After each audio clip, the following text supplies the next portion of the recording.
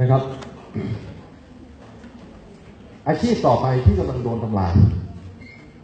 หน้าร้านธนาคารนะครับปี 2016 เมื่อ 2 ปีที่แล้วธนาคารปิดสาขาไป 204 สาขาคือต้องเรียนนิดหนึ่งช่วงที่ผมเกิดมาและช่วงที่ผมเติบโตเนี่ยเป็นช่วงที่ธนาคารแข่งกันขยายสาขานะนึกออกไหมยิ่งมีสาขาเยอะเท่าไหร่เนี่ยนะครับยิ่งมีโอกาสเข้าถึงคนผู้ต้องการฝากเงินมากเท่านั้นยิ่งมีสาขามากเท่าไหร่ยิ่งมีโอกาสเข้าถึงผู้ต้องการเงินกู้มากเท่านั้นธุรกิจธนาคารคืออะไรคุณมีผู้มีเงินต้องการฝากเงินเอามาฝากไว้กับธนาคารคุณมีคนต้องการกู้เงินเอาเงินของคนฝากเนี่ยนะครับเอาไปให้คนกู้นึกออกไหมครับแล้วกำไรก็คือส่วนต่างของอัตราดอกเบี้ย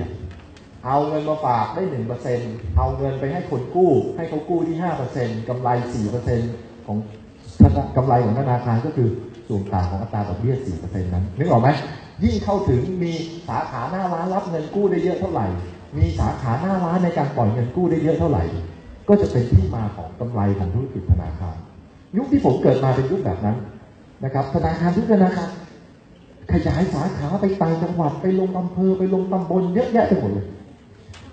สิ่งที่เกิดขึ้นในรอบ 3-4 ปีที่ผ่านมาแล้วผมย้ำอีกครั้ง 3-4 ปีที่ผ่านมาเองนะฮะเริ่มมีการทยอยตัวปิดสาขาของธนาคารนะครับข่าวนี้คือปี 2017 นะครับหรือว่าปีที่แล้วนะปีที่แล้วมีการปิดธนาคารไป 204 แห่งถ้าเราลองคิดง่ายๆสาขาธนาคาร1 แห่งมีพนักงานสักเท่าไหร่ดิสัก 20 คนสมมติตีสัก 20 คนนะครับเรากำลังพูดถึงคน 4,000 คนที่ตกงาน 4,000 คนนะถ้าคิดว่าแค่ 20 นะสมมติก็คิดสักสาขาหนึ่งสัก 10 คนเรากำลังพูดถึงคนตกงาน 2,000 คน 2,000 คนนี่ไม่ใช่เรื่องเล่นๆคนตกงาน 2,000 คนไม่ใช่เรื่องเล่นคนตกงานหายไปไหนหมดนะครับใครแย่งงานของคนเหล่านี้ไป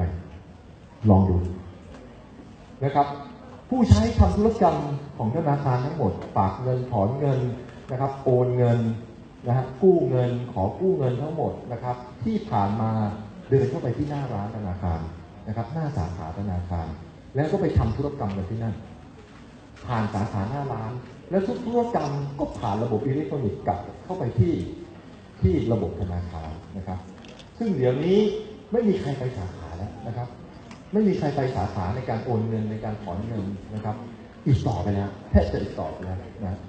ครับผมก็จะว่าพวกคุณในห้องนี้หลายๆคนก็คงไม่เคยไปสาขาหน้าร้านธนาคารในการทำธุรกรรมผมตกใจมากนะผมไม่ได้มาที่นี่นานแล้ววันนี้ผมเดินก็ไปกินข้าวที่โรงอาหารเห็นมีป้ายอะไรนะเกี่ยวกับเรื่องไอ้สมาร์ทเปย์ป่ะอะไรที่แปะอยู่ที่โรงอาหารป่ะนะฮะผมก็ตกใจแล้วผมก็คาดเดาว่าพวกคุณส่วนใหญ่ไม่ใช่ถามนิดนึงครับเดี๋ยวนี้ใครโอนเงินด้วยระบบอิเล็กทรอนิกส์เป็นส่วนใหญ่แล้วบ้างยกมือให้ผมนิดนึงใช่ไหมคนรุ่นผมยังมีไปธนาคารอยู่บ้านยังมีไปหน้าร้านสาขาอยู่บ้านแต่เข้าใจว่าคนรุ่นนี้ไม่ไปแล้วเพราะคุณไม่ไปคนตกงานไป 2,000 กว่าคนนะจริงๆแล้วสิ่งที่จะเกิดขึ้นอันตรายกว่านั้นอีกแนวโน้มนี้จะไม่หยุดแค่นี้ทุกปีหลังจากนี้เป็นต้นไปคนจะตกงานเยอะขึ้นเรื่อยๆคนที่ทำงานอยู่ที่สาขาธนาคารจะตกงานอยู่ที่เรื่อยๆใครอยู่ข้างหลังมันนะครับกลับมาเรื่องเดิมอัลกอริทึมอยู่ข้างหลังของการตกงานพวกนี้การมีระบบการทำลายตัวกลางแบบนี้เนี่ยนะครับตัวกลางที่ไม่มีประสิทธิภาพจะไม่มีใครใช้ตัวกลางที่ไม่มีประสิทธิภาพอีกต่อไปเทคโนโลยีจะเข้ามาแทนแต่ใครควบคุมเทคโนโลยีคนที่ควบคุมเทคโนโลยีคือคนที่เขียนอัลกอริทึมคนที่บริหารจัดการอัลกอริทึมหรือชุดคำสั่งที่จะสั่งงานการทำงานของกระบวนการต่างๆได้นะ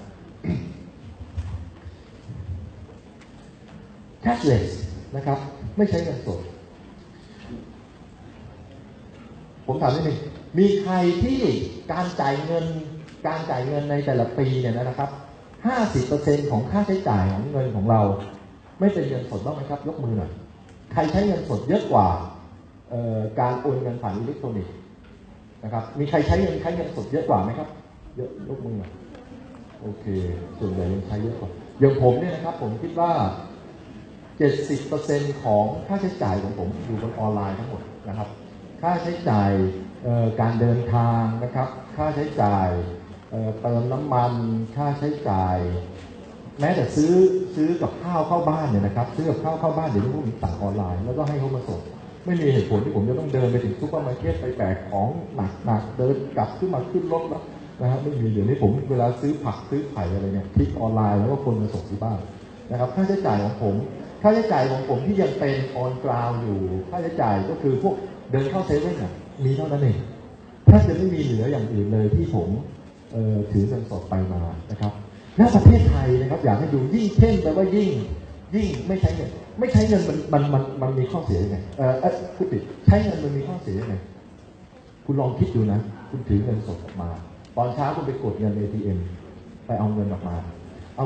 เสร็จคุณเอาไปซื้อของไปให้แม่ค้ารับเงินจากการค้าขายประจำวันตอนเย็นเอาไปไงตอนเย็นก็เอาไปฝากธนาคารเสร็จธนาคารก็เอาไปเก็บในระบบธนาคารเพื่อเอาเงินสดตอนเช้าให้คนมากด ATM ไปใช้จ่ายใหม่แค่โลจิสติกของการบริหารเงินสดเนี่ย